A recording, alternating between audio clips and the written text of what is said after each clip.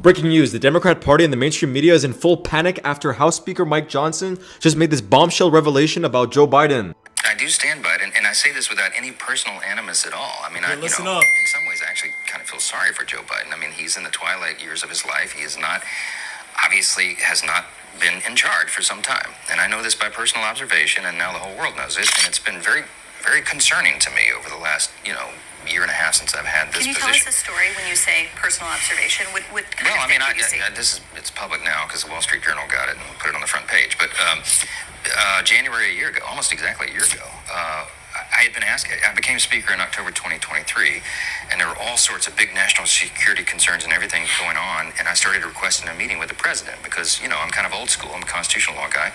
The Speaker of the House should be able to talk to the president, especially in times of great national interest and calamity.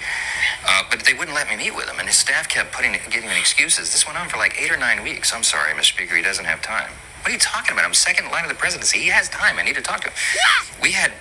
I can't say the classified parts, but we had some big national concerns at the time that I was losing sleep over. Finally, I just went to the Hill press corps and I said, the president is not being allowed to meet with the speaker. There's a problem. So they started putting pressure on him. Long story short, they finally relented. They invited me to the White House. I show up and I realize it's actually an ambush because it's not just me and the president. It's also Kamala Harris, Chuck Schumer, Hakeem, the CIA director, everybody. And then, so I walked in the Oval and, I know what this is. They're going to hotbox the speaker on Ukraine funding. That's what it was. This is probably third week of January. We sit down, we're in the midst of it, and the whole conversation, and I'm going, we don't need to have this conversation. The president reaches over just like this. We're sitting right next to the fireplace in the Oval, and he grabs my arm and he says, the speaker and I just need a couple minutes together. Would y'all just leave us alone? And I looked up on the faces of some of the staff standing around the wall, and they're like, no, he did it. So he called it. He's the commander-in-chief. So everybody leaves, and he and I are standing awkwardly in the middle of the Oval Office right over the rug by that coffee table. And I said, Mr. President, thanks for the moments.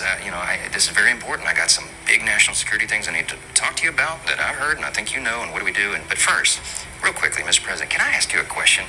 I cannot answer this from my constituents in Louisiana. Sir, why did you pause LNG exports to Europe? I don't understand. Liquefied natural gas is in great demand by our allies. Why would you do that? Because you understand, we just talked about Ukraine. You understand you're fueling Vladimir Putin's war machine because they got to get their gas from him.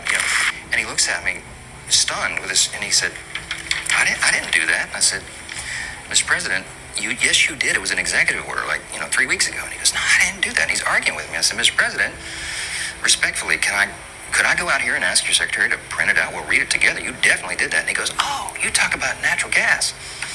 Yes, sir. He said, no, you misunderstand. He said, what I did is I signed this thing we're going to